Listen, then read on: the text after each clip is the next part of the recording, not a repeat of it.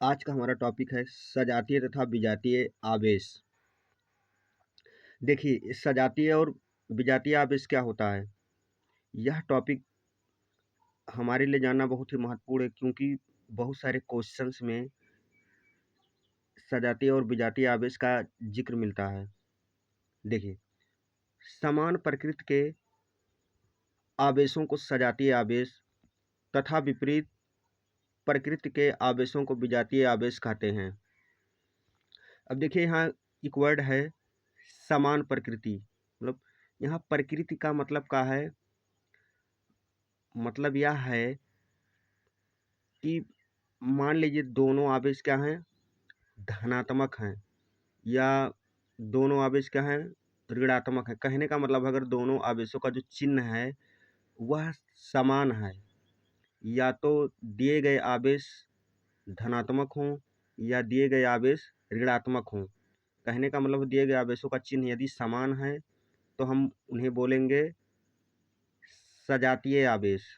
मतलब उनका चिन्ह अगर समान है तो सजातीय आवेश। अगर दोनों आवेशों की प्रकृति क्या है?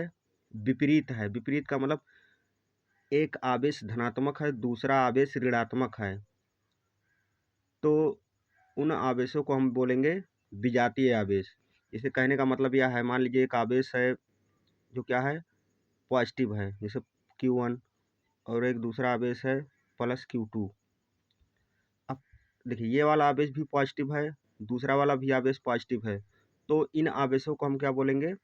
सजातीय आवेश, क्योंकि इनकी जो प्रकृति है वह समान है।